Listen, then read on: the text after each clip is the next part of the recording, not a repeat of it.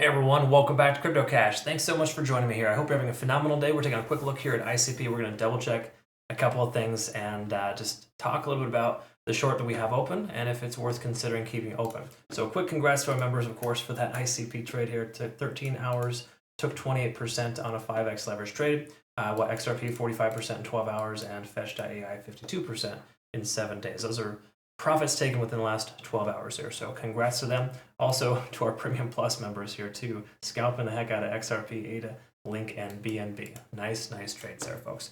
All right, so what we want to look at here with ICP, a couple of things, of course. Simply put, we're going to double check this descending trend and see if it's going to continue. We did break through our more recent descending trend, but of course, as I mentioned, we want to wait for confirmation before you consider any longs. So please do not take any longs yet until we have confirmation. We're going to talk about liquidation levels first and jump on into the charts. So ICP is always an interesting thing. There's always heavy concentration liquidation, generally above and below. People are longing and shorting this coin a lot. And I get it totally, because a lot of our community members were able to scalp some good profits off it on the dip, and then of course took some profits on the way down with our signal from yesterday. So at this point we can see heavy concentration at $10.65. So $10.65, just below the most recent low, is that area of concentration for longs. And of course, right there where the price action is at between 1180 and 1250 is another concentration of shorts. So keep in mind, even though it seems pretty juicy to want to come ahead and jump into a long to wreck those shorts, there is still a decent amount of support here. We got this most recent low at about 1190 as a round number, which could work as a resistance now here moving forward. Let's look at the daily though and kind of see what this looks like here and tell, kind of see if we can tell what's going to happen next. Because when we talked about this yesterday, we were breaking below the 50-day SMA, and at this point being under the 50 and the 20, and now under the 100, we can confirm this coin is fairly well bearish. The main reason why I felt confident taking our trade is we had a strong amount of volume at about $13, upwards of 14 or 13.50, I guess.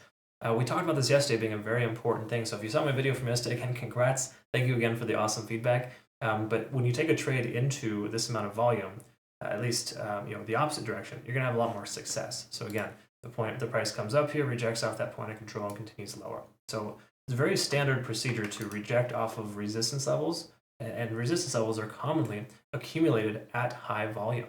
Okay, so a lot of volume at $13. Now people view $13 as a terrible price point. They're going to want to continue to sell.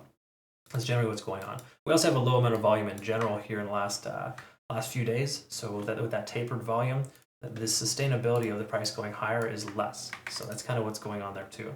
MACD is diverging for 5 days straight now. We can see that we've been under 50 on the RSI for some time. And of course, money flow index is dropping hard. So these are all bearish signs, folks, in the daily. Do you just continue to, or do you just take a short right now because of it? No, you never want to do that. But you can, I can just say in general, you're going to have more success going down than up at this given time, based on the overall trend being divergent and or bearish. Okay, take a look, of course, at the RSIs, or sorry, the money flow index, and of course, RSI.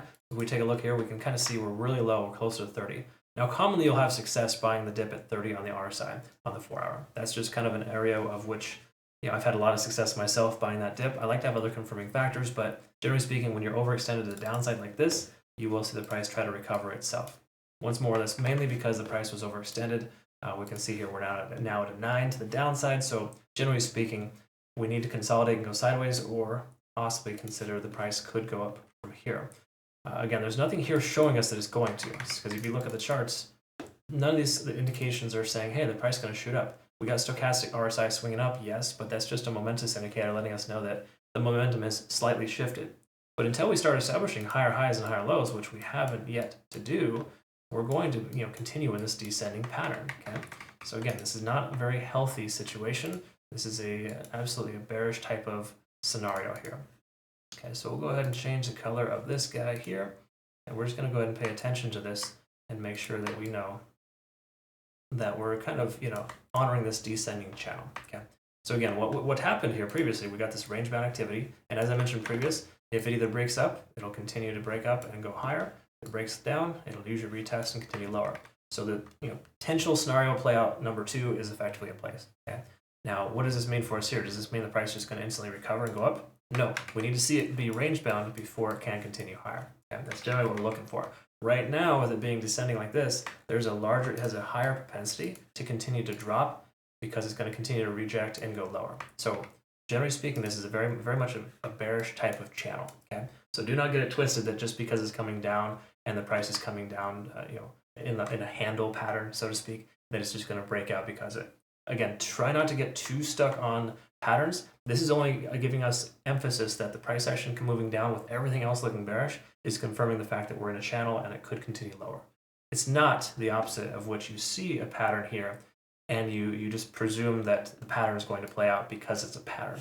I've had this conversation in my community for the last 24 hours with a lot of people understanding or misunderstanding that patterns can be very powerful, but they're not so much. They lack luster if they're used against the overall trend. So a bullish pattern right now would make zero sense in a bearish downtrend. Okay? We've confirmed everything's bearish, and then here's another confirmation too. Look at Ichimoku Cloud. We are getting close to wanting to close our short position. Okay, right? In other words, this tells us that lagging span getting close to price action. You may want to consider taking profit. But we have a lot of momentum here. We're well below the cloud. There's 0 out of 0 reasons to take a short. Or 0 out of 20, 0 out of 50. I don't care what number you put in there. There's no reason to take a short. Take a long position right now. Okay. In other words, don't close your short. Still good to go. Leave it open. I think we can continue to get more profit out of this guy. Again, until it proves until it becomes range bound, and then initially breaks that range with a higher high and a higher low, we have no reason to consider this downtrend is going to discontinue. Okay, that's what you look for. There's 3 things I talk about in my trading academy as far as establishing patterns is concerned, is to identify descending channels, horizontal channels, and ascending channels. Okay, now, horizontal channels, what we're looking for to be able to see this break and shift gears. We don't see that, and it's not happening. Until it does, I would continue to presume the price will continue lower. Okay. All right, so that's where we're at. Hopefully that makes sense. Thank you so much for watching. Again, ICP is tradable now on Bitunix exchange. Phenomenal exchange. Link down below. Check out their link. They do not require KYC or VPN in the US, Canada, other countries as well, but we primarily use them as an exchange in our community, and they've been great to us. So thank you again so much to them for providing not only a lot of good trading pairs for us, but mainly just a really good platform for trading. Thanks again, Bitunix. And thank you too for watching. Hit the like button before you go. We'll look forward to seeing you in the next one. Have a good rest of your day.